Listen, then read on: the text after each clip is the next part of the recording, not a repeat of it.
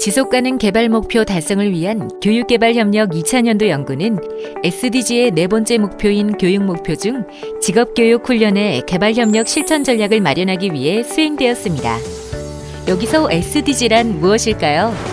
2016년부터 2030년까지 UN을 비롯한 국제사회가 공동으로 이행해 나가야 할 환경, 보건, 교육 등 17가지 분야의 새로운 목표와 성과 지표를 말합니다.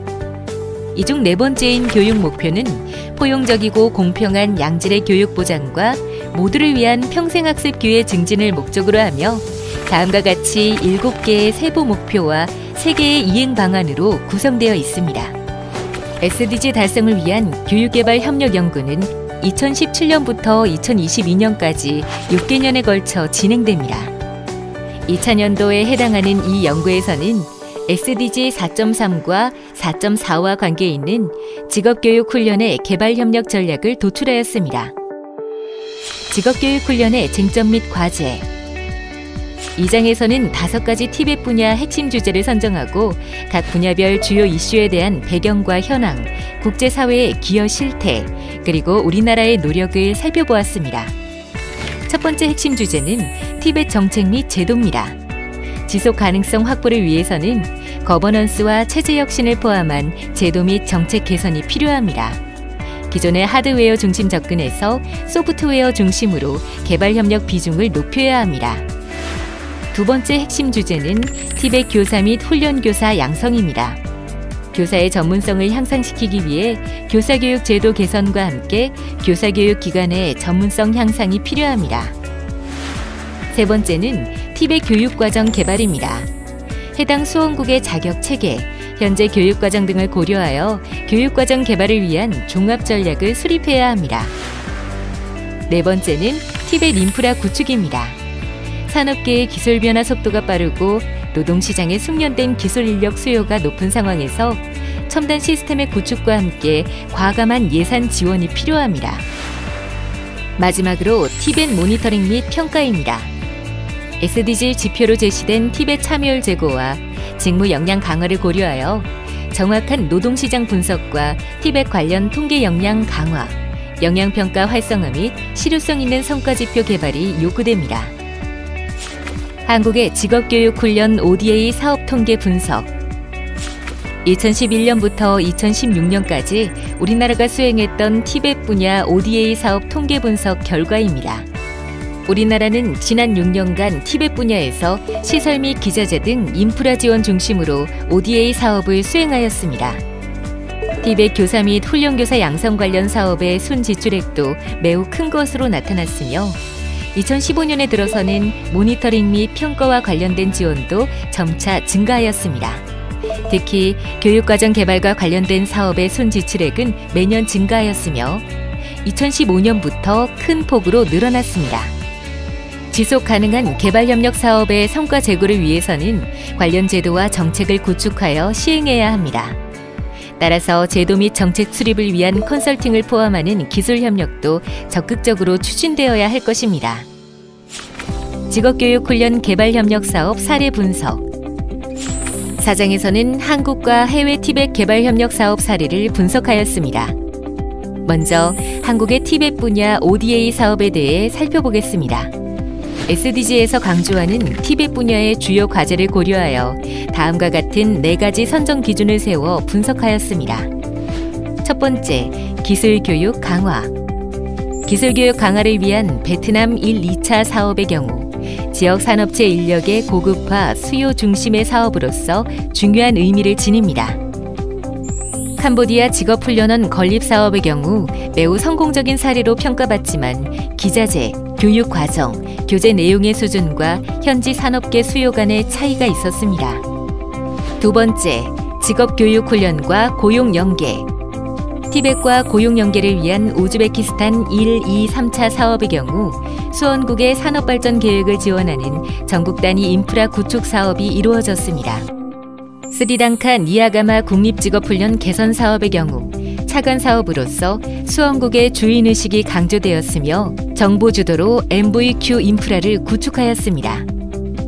세 번째, PPP를 통한 취창업. 대표적인 PPP 사업인 인도네시아 보고르 취약계층 청소년 직업훈련 사업의 경우 현지 진출 기업과의 파트너십을 통해 현지 경험과 전문성을 활용하고 시민사회단체의 운영으로 취업과 연계된 기술훈련 교육이 이루어졌습니다.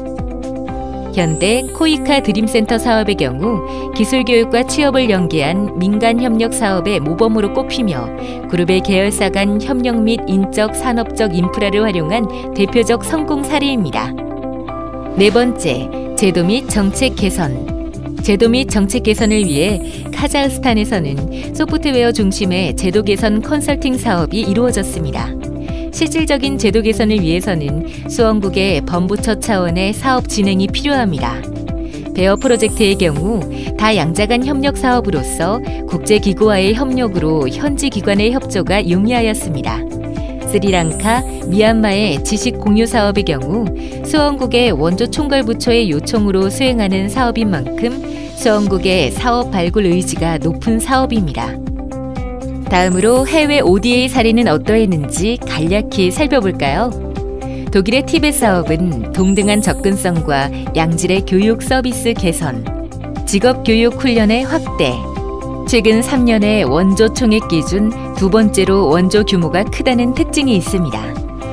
일본의 티벳 사업은 지속가능 발전을 위한 학습 지속성, 공정하고 지속가능한 성장을 위한 교육 강화, 일본의 강점을 활용한 카이젠 모델, 민간 부문 간의 파트너십 강화라는 특징을 보입니다. 직업교육 훈련 협력 국가별 유형화 분석.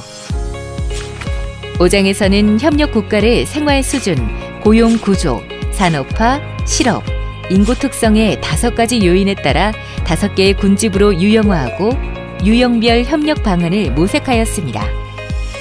고용중심 지원 국가에는 총 19개 국가가 해당되었습니다.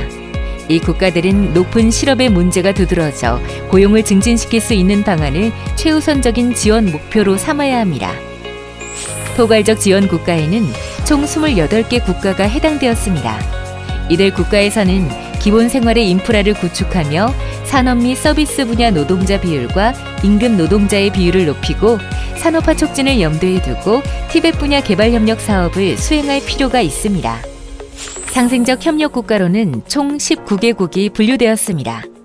이 국가들은 평균 이상의 경제발전 수준을 보이고 있으므로 지원보다는 상생적 협력 관계를 염두에 둔 개발협력 추진이 필요합니다. 균형발전 지원 국가에는 중국과 인도 2개국만이 해당되었으며 지역 간 격차 해소를 우선으로 하는 개발 협력이 필요합니다. 기초경제 지원 국가에는 총 42개국이 해당되었습니다. 이들 국가는 모든 경제개발 지표에 있어 가장 낮은 수준에 있으므로 기본 산업 중심의 인프라 구축 지원이 우선적으로 필요합니다. 결론 및 정책 제언. 마지막으로 연구의 결론 및 정책 제언 내용을 살펴보겠습니다. 본 연구에서는 티벳 분야 개발협력 쟁점 및 과제를 파악하고 통계 자료 및 사업 사례를 분석하였으며 최종적으로 SDG 달성을 위한 티벳 분야 개발협력 실천 전략을 수립하였습니다. 그러면 총 3가지로 수립된 티벳 분야 개발협력 실천 전략에 대해 간략히 살펴보겠습니다. 먼저 참여 확대를 위한 실천 전략입니다. 첫 번째는 직업교육 훈련과 취창업의 연계 강화입니다. 두 번째는 직업교육 훈련 기회 확대를 위한 관련 제도 및 정책 개선 지원입니다. 다음으로 역량 개발을 위한 실천 전략입니다. 첫 번째는 수원국 티벳 분야 전문가 역량 강화입니다. 두 번째는 성과 제고를 위한 역량 강화입니다. 마지막으로 지속 가능성 강화를 위한 실천 전략입니다. 첫 번째는 상생의 관점에서 국익에 도움이 되는 개발협력 추진입니다. 두 번째는 개발도상국의 오너십 증진입니다. 지금까지 2000년도 연구 내용에 대해 알아보았습니다. 자세한 전체 연구 보고서 내용은 한국교육개발원 홈페이지에서 열람하실 수 있습니다.